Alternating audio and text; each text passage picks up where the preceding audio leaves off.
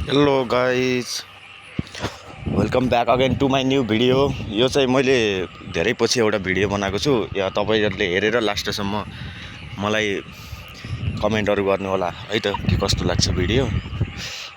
साथीभाइहरू, खास गरेर अब आज असारको कति गते 2082 3 महिना 3 गते शनि 3 गते आइतबार सोमबार मङ्गलबारको दिन यता तराईको मौसम चाहिँ यस्तो छ, शीतल छ। बिहानैदेखि पानी सानी परेर खेतहरूमा पुरै पानीहरू जम्मा भएको छ।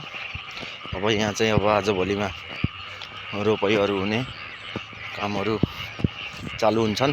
तपाईँहरूकोतिर के कस्तो छ, पानीहरू परेको छ कि छैन, कृपया जानकारी गराउनु होला। अनि अर्को कुरा पुरै तराई र पहाडको मैले हजुरहरूलाई यही भिडियो मार्फत तराई र पहाडको खेतहरूको फरकको बारेमा पनि भन्छु। के कस्तो लाग्छ अन्तिमसम्म भिडियो हेरेर साथ दिनु होला। अब यतातिर अब सबै सम्म ठाउँहरू भिरालो कतै पनि हुन्न, पानी त्यही भएर अड्डिएको छ। नयाँ अब कुलो चाहियो न केही चाहियो, सिधै पाइपबाट पानी हालेर रोपाइँहरू गर्छन्। यतातिर अब कुलो बनाउनु पर्यो, बाँध बनाउनु पर्यो, के गर्नु पर्यो, यताउता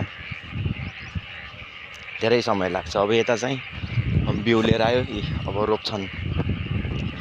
तराई र पहाडमा त्यही फरक छ। अब जमिनले गर्दा पनि उता धेरै भिरालो जमिनहरू हुने कारणले गर्दा पनि हो।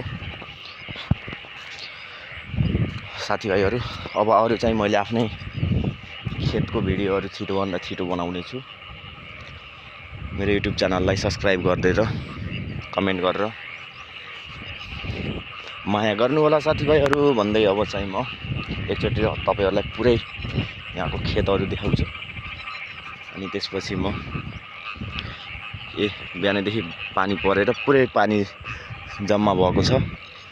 भ्यागुताहरू पनि कराउन थालिसकेका छन् भने अब बल्ल चाहिँ असार लागे जस्तो महसुस भएको छ साथीभाइहरू। See you in next video भन्दै अहिलेलाई चाहिँ म भिडियोलाई यही बन्द गर्न चाहन्छु। See you, love you, take care, don't forget to subscribe my channel. Okay, by.